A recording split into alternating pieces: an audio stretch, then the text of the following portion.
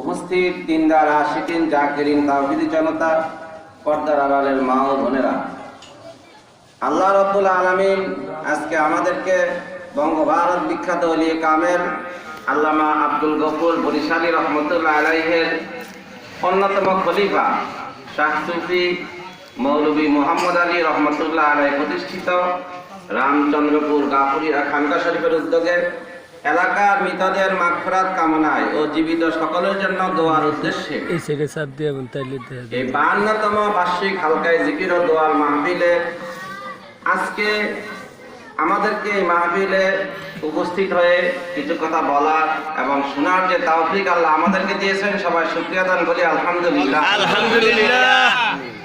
এই মাহফিল যে মহান আল্লাহর ওলিকে কেন্দ্র করে অনুষ্ঠিত হচ্ছে, তিনি হলেন মৌলভী মোহাম্মদ আলী। মৌলভী কাহাকে বলে? মাওলানা রুমি রহমতুল্লাহ আলাইহি বলেছেন, ইশকে মাওলা হাই জেসে ওহি হাই মৌলভী, যার ভিতরে মাওলা পাক আল্লাহ রাব্বুল আলামিনের ইশক মহব্বত ভালোবাসা আছে, তাকে বলা হয় মৌলভী। এই জন্য যারা আল্লাহকে ভালোবাসেন, আল্লাহর ওলিদেরকে ভালোবাসেন, তাদেরকেও মানুষ কি ভালোবাসে, তাদের স্মৃতিধন্য জায়গা কিয়ামত পর্যন্ত এই জায়গাকেও মানুষ কি ভালোবাসে। আজকে সেই মহান ওলিয়া উলিয়াদের স্মৃতিধন্য এই মৌলভী বাড়ি, একজন মৌলভীর কারণে কিয়ামত পর্যন্ত এটা কি মৌলভী বাড়ি, যে এই বাড়ির মানুষের ভিতরে আল্লাহর ইশক মহব্বত ভালোবাসা কি আছে। এই বাড়ির মোহাম্মদ হৃদয় ও রবিউল্লাহ এরা কিন্তু একেবারেই এখন যারা আমাদের ভাই সমতুল্য আছে, এদের ভাতিজা সমতুল্য, এদের সন্তান এই হৃদয় ও রবিউল্লাহ, যে মৌলভী বাড়ির যে আসলে যে আল্লাহর ইশক মহব্বত আছে, যে এখনো ভাই ভাতিজারা আমাদের সমান বয়স যারা, এরা এখনো আছে, এরা মাহফিল করতে পারে, এদের সব সামর্থ্য আছে, তারপরে আল্লাহর ইশক মহব্বত যেহেতু বাড়ির সবার ভিতরে আছে। হৃদয় রবিউল্লাহ এরা বয়সে খুব কম, এদের বয়স মনে হয় 20-25-এর বেশি না, এরা খুবই জুনিয়র, ভাতিজা সমতুল্য। তারা আজকে সে আল্লাহর ইশক মহব্বতে তারা পাগল হয়ে তারা এবারে মাহফিলের দায়িত্ব নিয়েছে। আমরা সবাই সহযোগিতা করেছি, বিশেষ করে এই হৃদয় রবিউল্লাহ তারা যে মহৎ কাজে এগিয়ে এসেছে, আল্লাহ রাব্বুল আলামিন তাদেরকে যেন এই মাহফিলকে উসিলা করে, এই আয়োজনকে উসিলা করে আল্লাহ তাদের দুজনকে যেন দুনিয়া আখিরাতে সকল প্রকার কল্যাণ দান করে, সবাই বলি আল্লাহুম্মা আমিন। আল্লাহ যেন তাদের এই প্রচেষ্টা তাদের বংশধারা কিয়ামত পর্যন্ত কায়েম থাকে, সবাই বলি আল্লাহুম্মা আমিন। সম্মানিত উপস্থিতি, আমি আজকে আপনাদের সম্মুখে পবিত্র কোরআনের সূরা বাকারার শেষ অংশের একটা আয়াত তেলাওয়াত করেছি। হযরত ঈসা আলাইহিস সালাম একদা তিনি যাচ্ছেন কোনো একটা রাস্তা দিয়ে, যাওয়ার পথে তিনি একটা লোককে দেখলেন, আমা, অন্ধ। মানুষটা হলো কি অন্ধ, আবরাস, কুষ্ঠরোগী, যার শরীরের পুরা অংশ কি কুষ্ঠরোগে ভরা, মাদরুবুল জামবাইনে বেফালেজ, যার অর্ধাঙ্গ বাতের কারণে মানুষের যখন বাতের রোগ ধরে মানুষ যখন অবশ হয়ে যায়, অর্ধাঙ্গ বাতের কারণে তার পুরা অর্ধেক অবশ, একবারে বৈঠা। আর কুষ্ঠ রোগের কারণে, এই বাতের কারণে, সে নড়াচড়া না করতে পারার কারণে অকাত তানাসারা লাহমুহু মিনাল জুজাম, তার শরীর থেকে শরীরের মাংসগুলো, গোস্তের টুকরাগুলো এরকম ঝরে ঝরে পড়তেছে। এরকম একজন মানুষ এই লোকটার দিয়ে যাচ্ছেন, এই লোকটার পাশ দিয়ে ঈসা নবী যাচ্ছেন। যাওয়ার সময় এই লোকটা ঈসা নবীকে দেখে তখন তিনি বললেন, আলহামদুলিল্লাহিল্লাযী আফানি মিম্মা ইবতালা বিহি কাসীরাম মিন খালকিহি। এরকম একটা মানুষ যে অন্ধ, যে লোকটা কুষ্ঠরোগে আক্রান্ত পুরা শরীর, যে লোকটা অর্ধাঙ্গ বাতের কারণে সে নড়াচড়া করতে পারে না, একবারে অবশ, যার শরীর থেকে রোগের কারণে মাংস খসে খসে পড়ে, পুরা শরীর থেকে মাংস খসে খসে পড়ে, এই লোকটা জবান দিয়ে বের হচ্ছে আলহামদুলিল্লাহ। মানে আমরা তো সুস্থ অবস্থা আলহামদুলিল্লাহ বলতে পারি না। আল্লাহ রাব্বুল আলামিন বান্দার কাছে চান যে বান্দা যেন তার নিয়ামত খেয়ে তার নিয়ামতের কি করে শুকরিয়া আদায় করে, এটা আল্লাহ বান্দার কাছে চান। এখন এই লোকটা বলতেছে আলহামদুলিল্লাহিল্লাযী আফানি মিম্মা ইত্তালা বিহি কাসীরাম মিন খালকি, যে ওই আল্লাহর প্রশংসা যে আল্লাহ রাব্বুল আলামিন তার অনেক বান্দাকে অনেক কঠিন কঠিন পরীক্ষা করেন, অথচ আমি বান্দাকে আল্লাহ সেই কঠিন পরীক্ষা থেকে আল্লাহ আমাকে হেফাজত করেছেন, রক্ষা করেছেন। আপনারা বলেন এই লোকটাকে কি আল্লাহ পরীক্ষা থেকে হেফাজত করছে? এর চেয়ে কঠিন পরীক্ষা কি হতে পারে? একজন অন্ধ মানুষ, কুষ্ঠরোগে আক্রান্ত, যার অর্ধাঙ্গ বাতে শরীর অবশ, যার শরীরে মাংস খসে পড়ে, এখন এই লোকটা বলতেছে আল্লাহর প্রশংসা যে আল্লাহ আমাকে, তার অনেক বান্দাকে অনেক কষ্ট রেখেছেন, দুঃখে রেখেছেন, আমাকে তার চেয়েও সুস্থ রেখেছেন। ঈসা নবী বললেন যে ভাই আল্লাহর বান্দা, যে আইয়ু শাইইন মিনাল বালা কুরাহু মাসরুফান আনকা, যে আমি আপনাকে যে অবস্থায় দেখতে পাচ্ছি আর আপনার কথা যা আপনার কাজে তো আমি মিল পাচ্ছি না, যে আল্লাহ তাআলা আপনাকে কোন রোগ থেকে কোন বিপদ থেকে আল্লাহ আপনাকে হেফাজত করেছে, যে কোন রোগটা আপনার নাই, যে রোগ না থাকার কারণে আপনি আল্লাহর শুকরিয়া আদায় করতেছেন। তখন এই লোকটা উত্তর দিচ্ছে, ঈসা নবীকে উত্তর দিচ্ছে, জানা খায়রুন মিম্মান লাম ইয়াজালিল্লাহু ফি কালবিহি মা জালা মিন কালবিহি মিন মারিফাতিহি।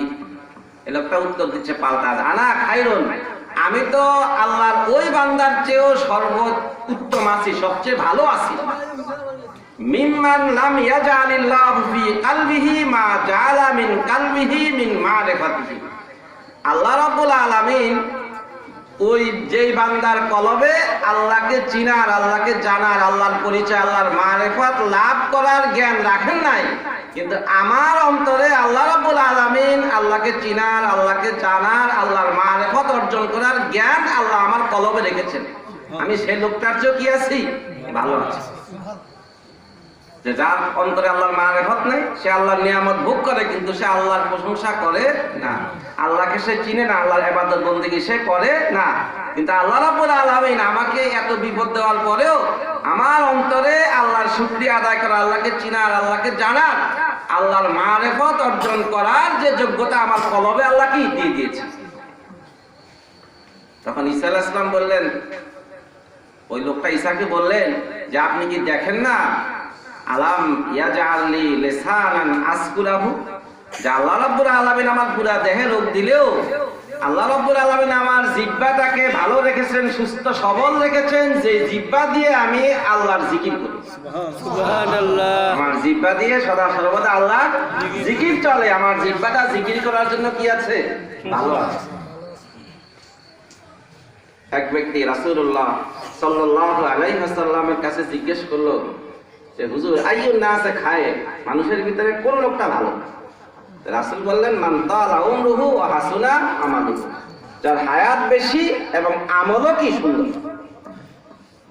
একদা রাসূলুল্লাহ সাল্লাল্লাহু আলাইহি ওয়াসাল্লাম তার একজন বিখ্যাত সাহাবী আবু রাজিল তার সাথে চলছেন, তাকে বললেন, হে আবু রাজিল, আলা আদুল্লুকা আলা মালাকে হাযাল আমর, আমি কি তোমাকে আমার এই দিন, আমার শরীয়তের যে মূল কথাটা এটা জানিয়ে দেব না, বলে দেব না?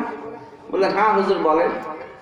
তখন রাসূল বললেন, আমার এই দিন শরীয়তের দুটো কথা আমি তোমাকে বলে দিচ্ছি। এক নম্বর কথা, আলাইকা বিমাজালিসি আহলুজ যিকির, তোমার কর্তব্য হলো, তোমার দায়িত্ব হলো, যেখানে আল্লাহর জিকিরের মজলিস হয় সেই জিকিরের মজলিসে তুমি হাজির হওয়া। তুমি যখনই শুনবা কোথাও জিকিরের মজলিস হচ্ছে, আল্লাহকে ডাকার, আল্লাহকে স্মরণ করার মজলিস, সেখানে তুমি কি করবা? হাজির থাকবা। আমরা দোয়া করি যে এখনো যারা আমাদের জিকিরের মজলিসে আসতে পারে নাই, আল্লাহ যেন এই হাদিস যাদের কানে গেছে তারা যেন জিকিরের মজলিসে আল্লাহর পথে আসার এবং বসার এবং জিকিরের মজলিস থেকে ফায়দা নেওয়ার তৌফিক দান করে সবাই মিলে আল্লাহ।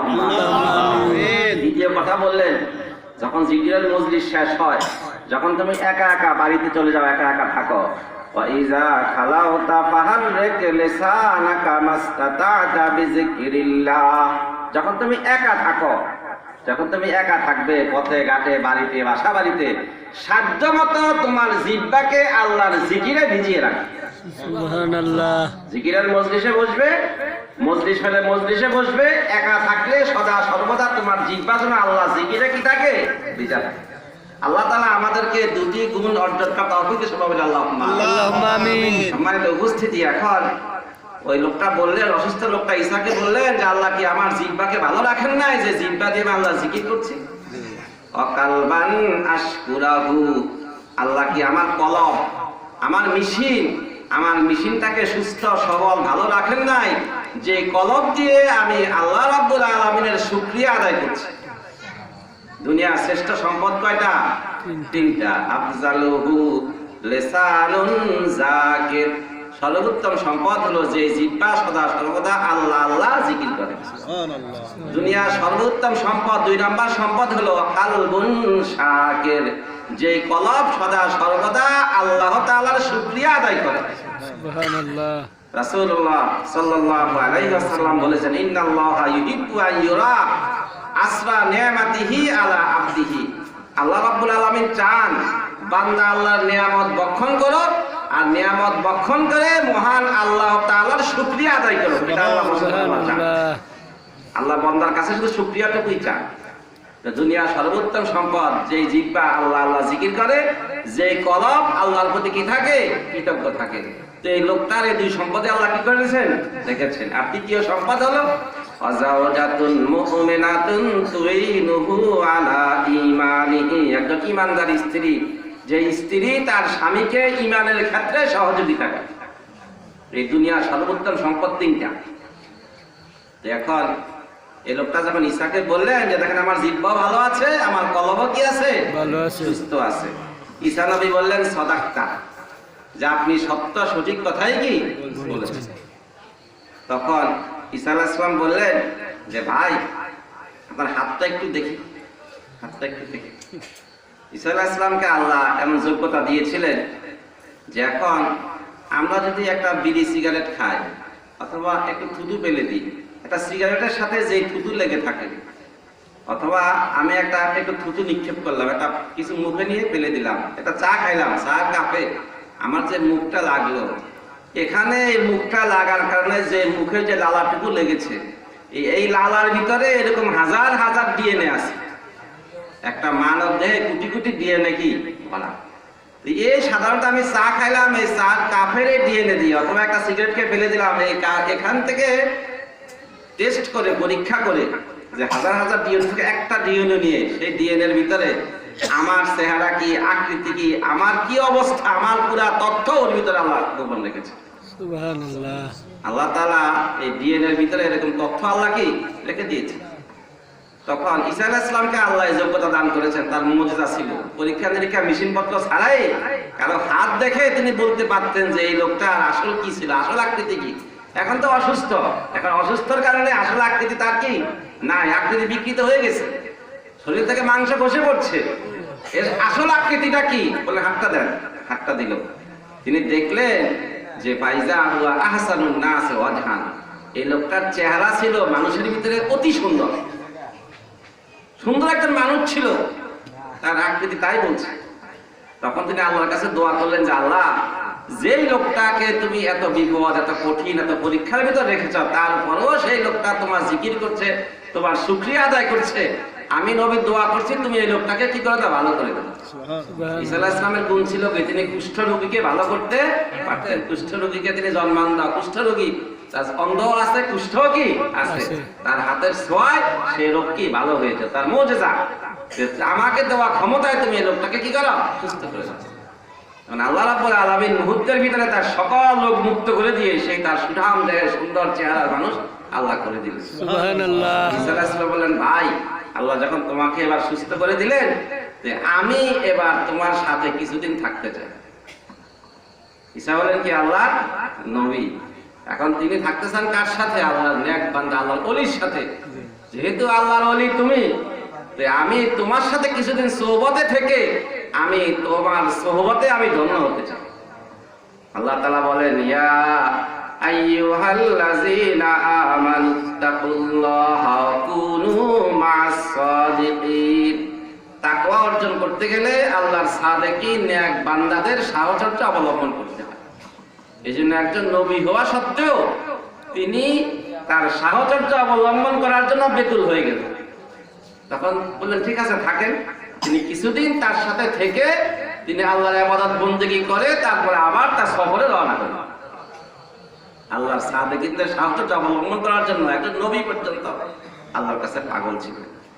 আমি আজকে আপনাদের সম্মুখে যে সূরার অংশ তেলাওয়াত করেছি, যে সূরা বাকারার যে অংশ তেলাওয়াত, একটা আয়াত তেলাওয়াত করেছি, ওয়াইযে ক্বালা ইব্রাহিম রাব্বি আরিনি কাইফা তুহিল মাউতা। ইব্রাহিম আলাইহিস সালাম আল্লাহর কাছে দোয়া করেছেন যে আল্লাহ তুমি কিভাবে মরা মানুষকে জীবিত করো, আমি একটু দেখতে চাই। ইব্রাহিম নবী আল্লাহর কাছে আকাঙ্ক্ষা করেছেন মরা মানুষ কিভাবে জীবিত করো, আমি একটু কি দেখতে চাই। ইব্রাহিম নবী কে? আমাদের মুসলিম মিল্লাতের পিতা, মুসলিম মিল্লাতের পিতা ইব্রাহিম আলাইহিস সালাম। আল্লাহ বলেছেন মিল্লাতা আবিকুম ইব্রাহিম, তিনি হলেন, ইব্রাহিম হলেন তোমাদের জাতির পিতা, মুসলিম মিল্লাতের পিতা। আল্লাহ তাকে কেন জাতির পিতা বানালেন? আল্লাহ তাকে কেন জাতির পিতা বানালেন? জাতির পিতা বানানোর পিছে কি আছে? কারণ আমাদেরকে আল্লাহ যদি পরীক্ষা করেন, আমরা টিকবো? পরীক্ষায় পাশ করুন? পরীক্ষায় আমরা পাশ করুন না। তা আল্লাহ দেখলেন যাকে পরীক্ষা নিলে পরীক্ষায় পাশ করবে, তাকে পরীক্ষা নিয়ে বাকি যারা তার অধীনস্থ উম্মত আছে তাদেরকে একটু পরীক্ষাটা হালকা করে দিন, বড় পরীক্ষাটা তারে নিন। আল্লাহ রাব্বুল আলামিন ইব্রাহিম আলাইহিস সালামকে পরীক্ষার পর পরীক্ষা, পরীক্ষার পর পরীক্ষা, একের পর এক শত শত পরীক্ষা আল্লাহ নিয়েছেন। আল্লাহ বলেছেন, রাসূল বলেছেন, আসাদুল বালা বালাউল আম্বিয়া সুম্মাল আমসাল বাল আমসাল, সবচেয়ে কঠিন বিপদে পড়েছেন নবীরা, তারপরে পরীক্ষা দিয়েছেন বেশি নবীরা, তারপরে যারা ওলি তারা, তারপরে একের পর এক যার মর্যাদা তত কম তার পরীক্ষা তত কি কম, যার মর্যাদা তত সম্মান যত বেশি পরীক্ষাও তত কি বেশি বেশি। আল্লাহ তাআলা বলেন আফা হাসিবান নাস আইয়ুতরাকু আইয়াকুলু আমান্না ওয়া হুম লা ইফতানুন। আমরা তো মনে করি যে কালিমা তয়্যিবা লা ইলাহা ইল্লাল্লাহ জিকির করছি, লা ইলাহা ইল্লাল্লাহ নিছি, মসজিদে নামাজ পড়ি, মোটামুটি ঈদে সানদে কিছু নামাজ কালাম করি, তাতেই আল্লাহ তাআলা আমাদেরকে পার পেয়ে যাবেন। আল্লাহ বলছেন আফা হাসিবান নাস আইয়ুতরাকু আইয়াকুলু আমান্না, মানুষ কি মনে করেছে যে মানুষ বলবে যে আমি আল্লাহর প্রতি ঈমান এনেছি, মুখে কথা বলবে, আর আল্লাহ মানুষকে তাতেই ছেড়ে দিবেন? অহুম লা ইফতানুন, তাকে পরীক্ষা করা হবে না। দুনিয়াতে যেরকম পাস করতে গেলে ক্লাস 5 পাস করতে গেলে পরীক্ষা দিয়ে পাস করতে হয়, 8 পাস করতে গেলে পরীক্ষা দিয়ে পাস করতে হয়, ম্যাট্রিক পাস করতে গেলে পরীক্ষা দিয়ে পাস করতে হয়, তো আল্লাহর কাছেও এরকম পরীক্ষা দিয়ে দিয়েই পাস করতে হবে। ছোট হোক বড় হোক, করোনার কারণে পরীক্ষা সংক্ষেপ হতে পারে, ছোট হতে পারে, কিন্তু পরীক্ষা দিয়েই পাস করতে হবে। পরীক্ষা ছাড়া পাস করার কোনো সুযোগ নাই। আল্লাহ তাআলা আমাদের মুসলিম মিল্লাতের পিতা ইব্রাহিম আলাইহিস সালামকে একের পর এক পরীক্ষা নিয়েছেন। আল্লাহ বলেন ওয়াইযে তাআলা ইব্রাহিম রাব্বুহু বিকালিমাতিন ফাআতাম্মাহুন্না। আল্লাহ রাব্বুল আলামিন ইব্রাহিম আলাইহিস সালামকে একের পর এক পরীক্ষা নিয়েছেন, তিনি প্রত্যেকটা পরীক্ষায় 100তে 100 পেয়ে উত্তীর্ণ হয়েছেন। সুবহানাল্লাহ। মানে আমরা যারা শিক্ষিত আছি, যাদের ছাগলের চামড়া মার্কা সার্টিফিকেট আছে, আমরা কি কেউ 100তে 100 পেয়ে পাস করেছি? জি না। আমরা ছাগলের চামড়া সার্টিফিকেটধারী হুজুরেরা বা শিক্ষিত লোকেরা আমরা কেউ 100তে 100 পেয়ে পাস করি। আমাদের পাস নম্বর কত? 33। 33 পাইলে আমরা কি পাস। আর ইংরেজ জগতে পাস নম্বর 65। তারা যখন আমাদের ভারতবর্ষ যখন শাসন করতে আসে, তখন ভারতবর্ষে তাদের আগে এরকম প্রাতিষ্ঠানিক শিক্ষা ব্যবস্থা এরকম ছিল না। তারা আসার পরে তারা যখন শিক্ষানীতি প্রণয়ন করে 1835 সালে শিক্ষানীতি প্রণয়ন করে, যে শিক্ষা আমরা এখন শিখছি, লর্ড মেকেলি তিনি বলেছেন আমি এমন এক শিক্ষানীতি প্রণয়ন করলাম যে শিক্ষায় শিক্ষিত হলে রক্তে মাংস এরা হবে ভারতীয়, আর কৃষ্টি কালচার সংস্কৃতি আদর্শ এরা হবে ইংরেজ। তো সেই শিক্ষা আমাদের মাঝে আছে, ঠিক না? স্কুলে কলেজে ভর্তি হইলেই আর তাই কেউ পড়তে বলে না, প্যান্ট শার্টকে পড়তে এমনিতে অটো হয়ে যায়। এই লর্ড মেকেলি সেই শিক্ষা ব্যবস্থা আমরা আছি। তখন পাস নম্বর কত হবে? তখন যখন ইংরেজে জানতে চাইলো বড় লর্ডদের কাছে, তখন তারা বললে দেখো আমরা তো হলাম পুরা বুদ্ধিমান, আর ভারতবর্ষের লোক এরা হলো হাফ বুদ্ধিমান। কাছে আমাদের দেশে যখন 65, এদের হবে কত? 33। এরা 33 পাইলে কি পাস, আর তাগো দেশে 65 পাইলে কি পাস। আমরা 33 মার্কা শিক্ষিত, 33 পাইলে পাস। তারপরে যে যত পায় 100তে 100 নম্বর পেয়ে আমরা শিক্ষিত না। এই জন্য আল্লাহ তাআলা বলেন ওই যে বেতালা ইব্রাহিম রাব্বুহু বিকালিমাতিন ফাতাম্মাহুন্না। ইব্রাহিম আলাইহিস সালামকে আল্লাহ যখন পরীক্ষা নিয়েছেন প্রত্যেকটা পরীক্ষায় তিনি 100-তে 100 পেয়ে পাস করেছেন। তারমানে আল্লাহ বলেন তুমি যেহেতু আমার সব পরীক্ষায় 100-তে 100, এবার আল্লাহ তাকে প্রস্তাব দিয়েছেন ক্বালা ইন্নী জাইলুকা লিন-নাসি ইমামা, যে ইব্রাহিম তুমি যেহেতু পরীক্ষায় সব 100-তে 100, তোমার মতো ব্রিলিয়ান ছাত্র, ব্রিলিয়ান আমার বান্দা, তোমাকে আমি তোমার পরবর্তী আগত সবার জন্য ইমাম তথা নেতা বানাইতে চাই। আল্লাহ বলেন যে ইব্রাহিম এমন একজন নেতা, এমন একজন মানুষ। আল্লাহ তাআলা কোরআন শরীফে আমাদেরকে প্রত্যেকে এক একজন মানুষ, প্রত্যেক মানুষ এক একটা মানুষ, কিন্তু আল্লাহ তাআলা ইব্রাহিম আলাইহিস সালামকে বলেছেন যে ইব্রাহিম এমন একটা মানুষ যে যিনি একাই একটা উম্মত, একাই একটা উম্মত। আল্লাহ ইব্রাহিমকে একাই একটা উম্মত ঘোষণা করেছেন। উম্মত মানে কি? একটা জনগোষ্ঠী, একটা দল। যেমন আমরা কোন নবীর উম্মত? মুহাম্মদুর রাসূলুল্লাহ সাল্লাল্লাহু আলাইহি ওয়াসাল্লামের উম্মত। তো এখানে কত লোক আছে? আমাদের কোটি কোটি লোক আছে না, কোটি কোটি উম্মত আছে। আল্লাহ তাআলা ইব্রাহিম আলাইহিস সালামকে সব পরীক্ষায় পাস করার কারণে আল্লাহ বলেছেন ইব্রাহিম আমি তোমাকে একাই কোটি কোটি মানুষের সমান ঘোষণা করলাম। আল্লাহ বলেন ইন্না ইব্রাহিমা কানা উম্মাতান কানিতান লিল্লাহি হানিফা, নিশ্চয় ইব্রাহিম আলাইহিস সালাম আল্লাহর একত্ববাদের একাই একটা উম্মত, একাই 100। আমরা বলি না একাই 100, এই জন্য তিনি আমাদের জাতির পিতা। এখন এই জাতির পিতা কেমন ছিলেন দেখেন। এই জাতির পিতার অভ্যাস ছিল তিনি মেহমান ছাড়া খাবার খেতেন। তার চরিত্র ছিল মেহমান ছাড়া কোনোদিন তিনি খাবার খেতেন না। রাসূলুল্লাহ সাল্লাল্লাহু আলাইহি ওয়াসাল্লাম একদিন প্রশ্ন করলেন তোমরা কি জানো মান নাজাত, মুক্তি কিসে? মুক্তি কিসে? জাহান্নাম থেকে মুক্তি কিসে? সাহাবীরা বলেন হুজুর আপনি ভালো জানেন, আল্লাহ এবং তার রাসূলই কি ভালো জানে। রাসূল বলেন পরকালে জাহান্নাম থেকে মুক্তি 3টা জিনিস। 3টা জিনিসে প্রথমত ওয়াল ইউসাক বাইতুকা, তোমার ঘরকে তুমি কি করো? মেহমানের জন্য প্রশস্ত করে দাও। তোমার ঘরকে মেহমানের জন্য প্রশস্ত করে দাও। তোমার ঘরে যেন সদা সর্বদা মেহমানের মেহমানদারি থাকে। যেই ঘরে মেহমানের মেহমানদারি করা হয় সেই ঘরে আল্লাহ রিজিক কি বাড়িয়ে দেয়। মেহমানদারি করা এটা একটা বড় আসলে সুন্নত। কারণ মেহমান যা খায় সেটা আপনারটা খায় না, মেহমান মেহমানেরটাই কি। একজন স্ত্রী লোক মেহমান পছন্দ করতে না, স্বামী খুব মেহমান ভক্ত। এখন মেহমান আসছে, এখন স্ত্রী বেঁকে বসলেন যে রান্না করবো না। তখন স্বামী কি করলেন? পাশের ঘরে যা বললেন যে জাহেদ এখন একটা মেহমান আসছে, একটু খারাপ সময়, এখন আমার বউ তো রান্না করতে অস্বীকার করছে, তো তুমি এই চাউল দিলাম, কিছু বাজার দিলাম, রান্না করে দাও। এখন ওই পাশের রান্না করা শুরু করলেন। কারণ স্ত্রী রান্না করে দেখলেন যে একজন বৃদ্ধ মানুষ এসে তার রান্নাঘরে যে পাতিলে খাবার ছিল, যে পাতিলে তার চাউল ছিল, তরি তরকারি ছিল, সেখান থেকে কিছু চাউল তরি তরকারি নিয়ে যাচ্ছে। তখন স্ত্রী বললেন যে তুমি এগুলো কোথায় দিচ্ছ?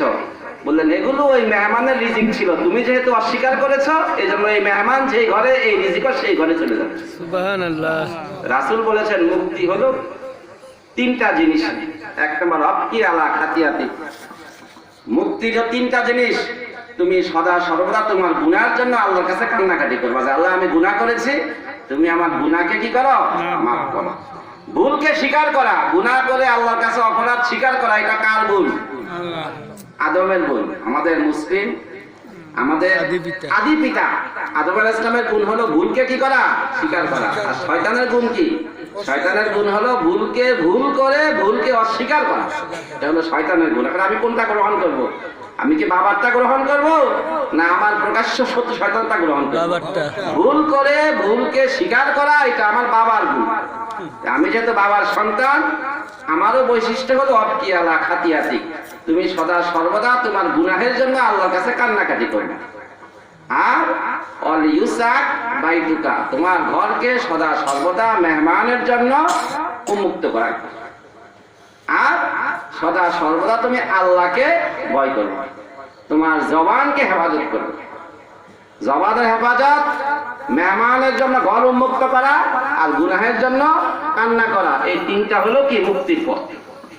ইব্রাহিম আলাইহিস সালামের গুণ ছিল তিনি মেহমান নেওয়ার ছিলেন। তিনি এত মেহমানদারি করতেন, আল্লাহ রাব্বুল আলামিন কোরআন হাকিমে আল্লাহ ইরশাদ করেন, অনাব্বিহুম আন দাইফে ইব্রাহিম।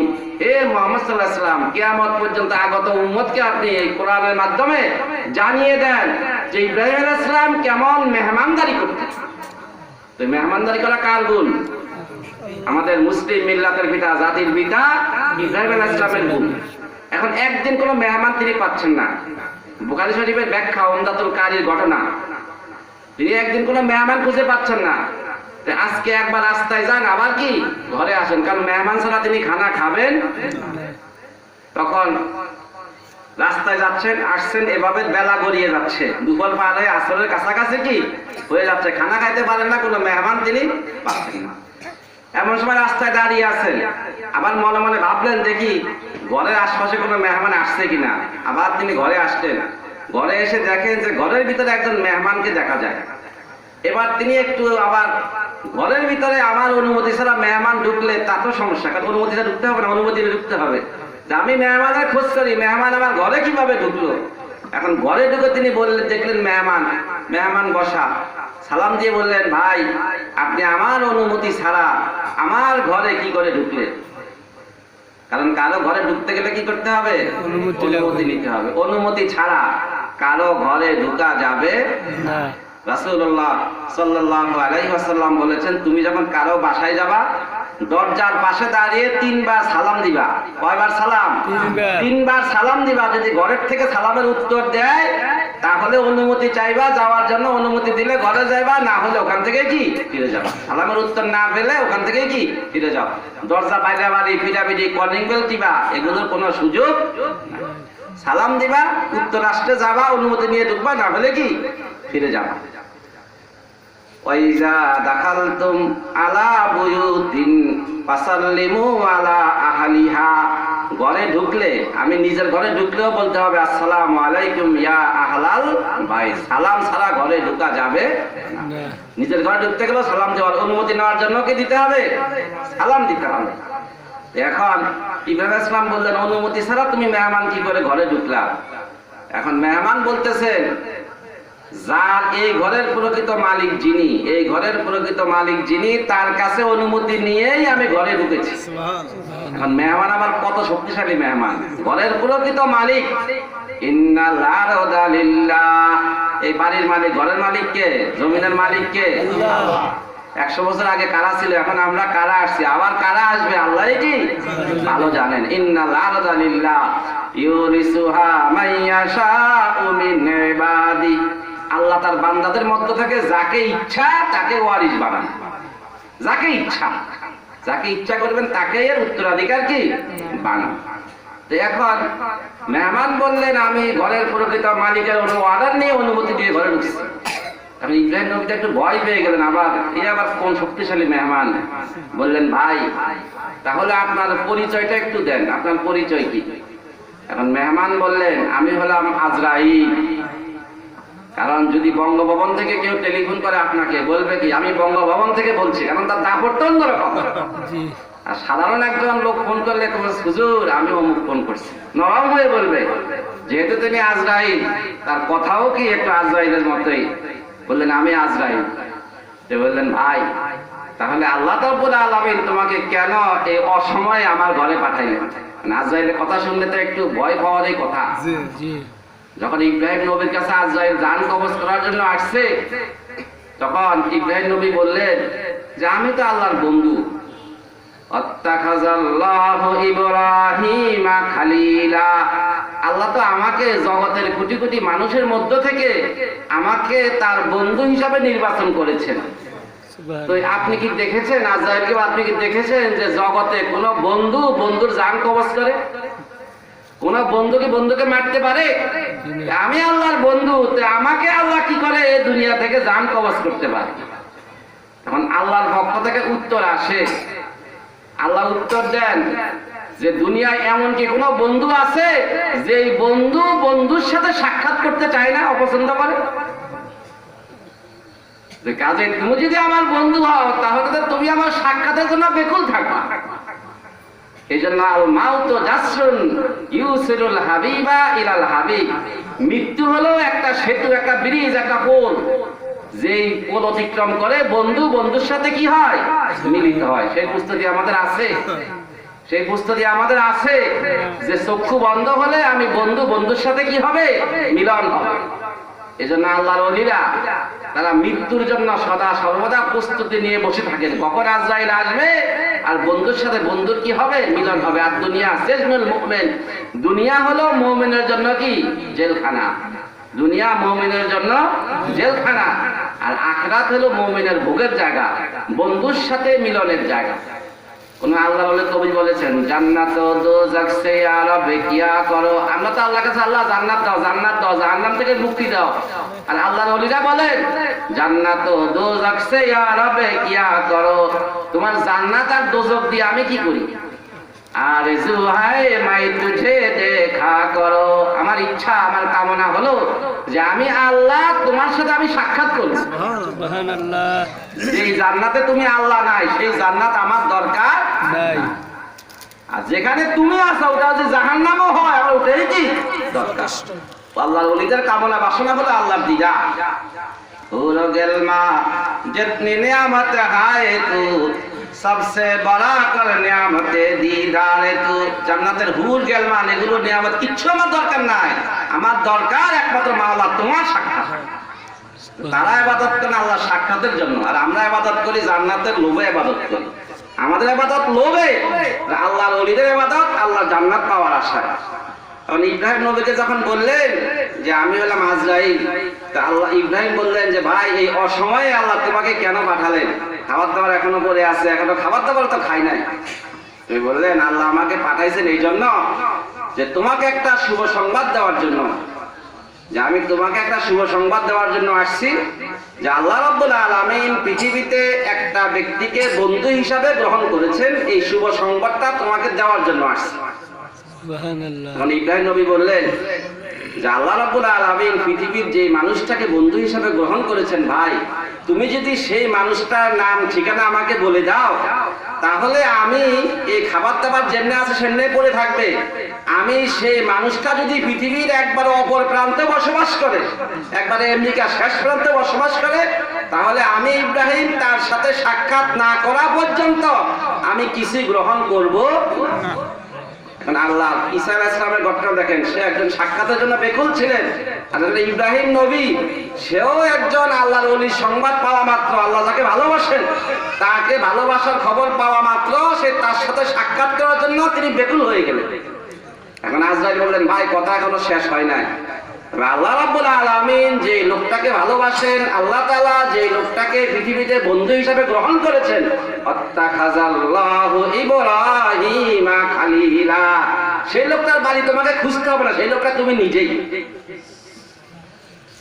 তখন ইব্রাহিম বললেন আলহামদুলিল্লাহ যে আল্লাহ আমাকে পৃথিবীতে তার বন্ধু হিসেবে বাছাই করেছেন। আমাকে আল্লাহ কোন গুণের কারণে, আমার কোন গুণে আল্লাহ খুশি হয়ে আমাকে বন্ধু হিসাবে গ্রহণ করেছেন, ভাই তোমার কি জানা আছে যে কোন আমলে কোন গুণের কারণে আমার আজকে এই পুরস্কারের শ্রেষ্ঠত্ব? তখন আজরাইল বললেন আমি যতটুকু জেনেছি আল্লাহ রাব্বুল আলামিন আপনার দুটো গুণকে আল্লাহ খুব পছন্দ করেছে। কয়টা গুণ? দুইটা গুণকে আল্লাহ খুব পছন্দ করেছেন, সেই গুণের কারণে আল্লাহ আপনাকে বন্ধু হিসাবে গ্রহণ করেছেন। এক নাম্বার গুণ ইন্নাকা তুতিন নাস ওয়ালা তাসআল আনহুম শাইআ। আপনার এক নাম্বার গুণ হলো আপনি সদা সর্বদা মানুষকে দান করেন। সদা সর্বদা কি করেন? দান করেন। শুধু মানুষকে দেন, মানুষকে দেন, মানুষকে দেন। আর দুই নাম্বার গুণ হলো ওয়ালা তাসআল আনহুম শাইআ, মানুষের কাছে কোনো কিছু ভিক্ষা করেন না, চান না। আপনার গুণ হলো দান করেন আর মানুষের কাছে কিছু চান না। এই দানের গুণের কারণে আর ভিক্ষা থেকে, মানুষের কাছে কোনো কিছু চাওয়া থেকে মুক্ত থাকার কারণে আপনি সবকিছু চান কার কাছে? আল্লাহর কাছে। এই জন্য আল্লাহ রাব্বুল আলামিন আপনাকে পৃথিবীতে বন্ধু হিসাবে গ্রহণ করেছে। সুবহানাল্লাহ। ইব্রাহিম আলাইহিস সালাম কেমন তিনি মানুষ থেকে পরমুখাপেক্ষী ছিলেন, তিনি কেমন আল্লাহমুখী ছিলেন। তাকে যখন আগুনে নিক্ষেপ করা হয়, যখন তাকে আগুনে নিক্ষেপ করা হয় আগুনে নিক্ষেপ করার জন্য নমরুদ বিশাল অগ্নিকুণ্ড বানাইছে। সেখানে যখন আগুন দিতে দিতে যখন আগুনের তেজ একবারে বেড়ে গেল, এখন ইব্রাহিমকে তো পালাইতে গেলে তো ওখানে আগুনের কাছে যেতে হবে, আগুনের কাছে যাওয়ার মতো ক্ষমতাও কি কারো নাই। তখন তারা কি করবে, যে এমন আগুন জ্বলছে, এখন তাকে তো পালানোর কোনো কি নাই, সুযোগ নাই। তখন তারা পরামর্শে পড়ছে এখন কি করা যায়।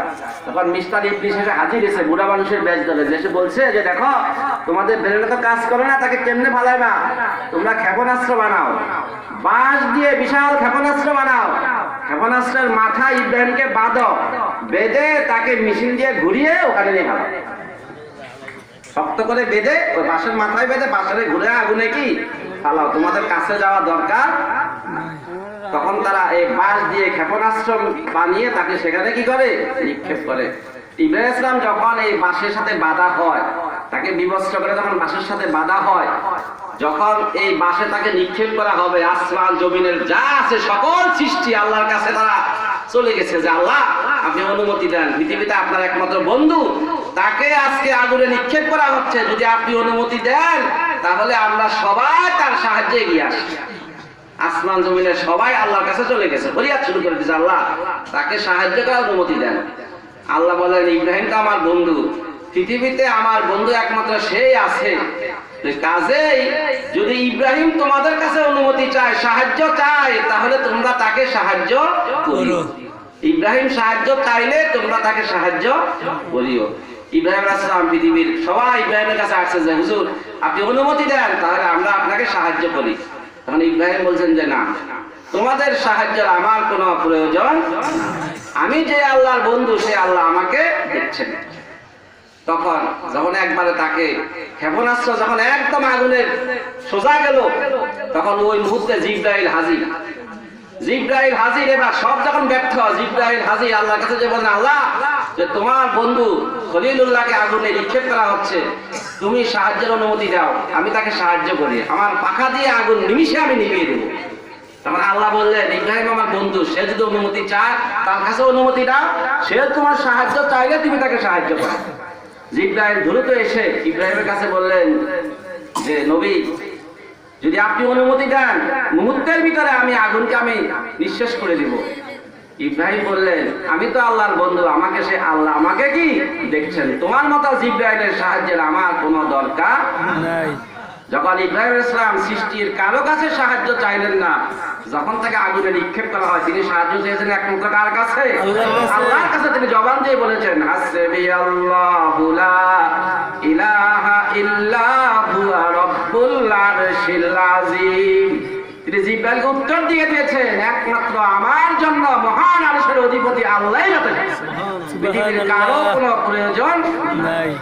যখন তিনি এই কথা মুখ দিয়ে বের হয়ে গেল হাসবি আল্লাহু লা ইলাহা ইল্লাহু আলাইহি তাওয়াক্কালতু ওয়া হুয়া রাব্বুল আরশিল আযীম, আল্লাহ রাব্বুল আলামিন সাথে সাথে বলে দিলেন কুলনা ইয়া নারু কুনি বারদাও ওয়া সালামান আলা ইব্রাহিম, যে আগুন তুমি ইব্রাহিমের জন্য একবারে এয়ার কন্ডিশন এমন শান্তি হয়ে যাও যেন ইব্রাহিম সেখানে সুখে শান্তিতে আরামে বসবাস করতে পারে। সুবহানাল্লাহ। বলে দেখেন হাসবি আল্লাহু লা ইলাহা ইল্লা হু।